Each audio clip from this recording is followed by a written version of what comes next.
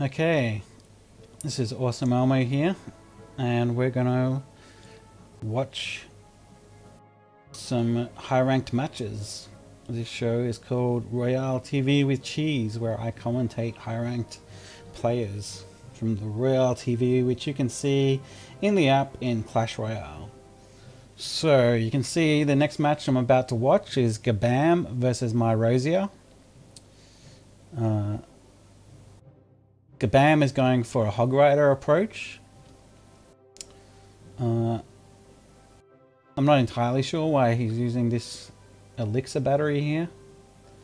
I'm not sure what the proper name for those are called. Sorry. Elixir collector. I call them batteries because basically one way to think about them is that it costs you... let's have a look at it. It costs you 5 elixir to bring it out, and it gives you 1 elixir every 10 seconds over a minute 10.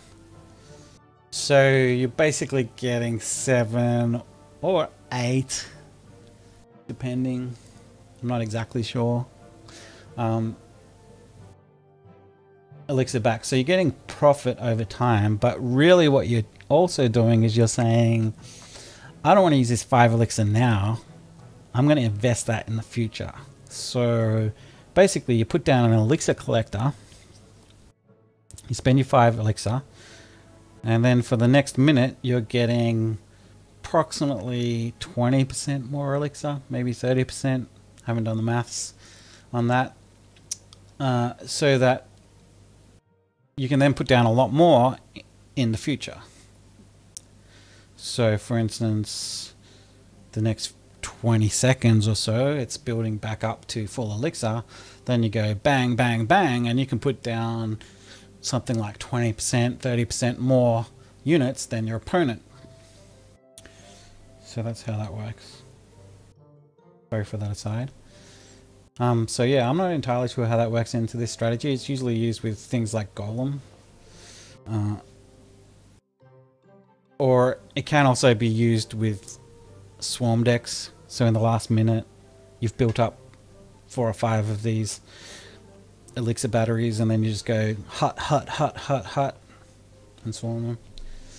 Although that strategy is not so popular these days. Myrosia, on the other hand, is going with a Golem deck, and he's using the new card, which I think is called the Princess, but I don't have access to actually see what it does yet. But I have seen it online, and it does, and I have seen it in games, and it kind of does a ranged AoE attack. Alright, let's watch this game.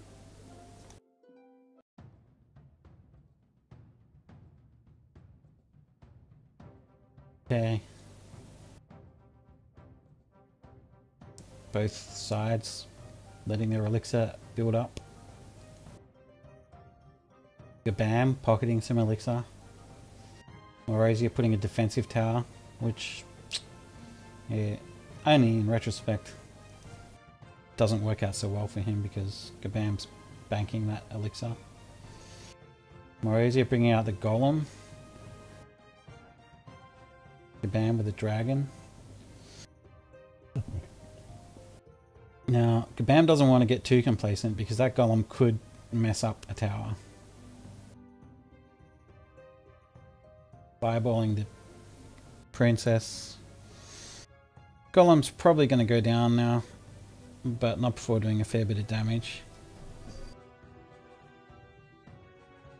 That's like half a tower to Myrosia, so pretty good play there.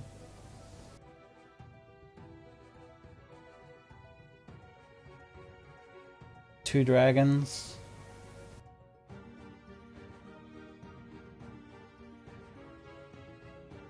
I'm not 100% familiar with the Princess yet, so I don't quite know how effective she is or not. But obviously a fireball counters the crap out of her.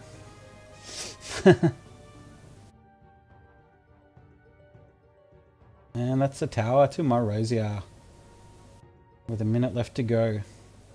Gabam not really taking advantage of those elixir collectors. But let's see, he could bring it to benefit in the last minute. Those golems are really problematic for Gaban because he doesn't have a great counter. Minion Horde works pretty well, but it doesn't slow down Golem.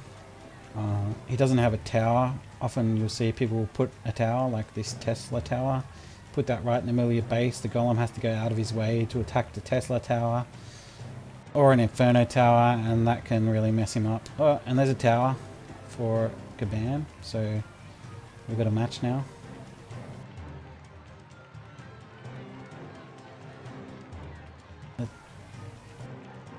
Those princesses messing shit up.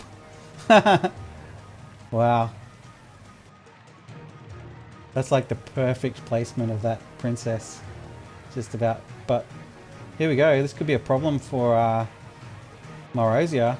But no, he's defended well. I'm not sure if this is going to go into overtime here. Oh, is it such a close match? Going into extra time, but Morozia taking the tower. Morozia wins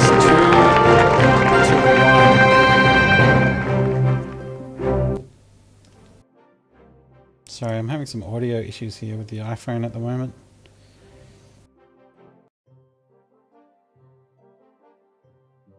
I'm just going to try and fix these audio issues, so I'll be back later.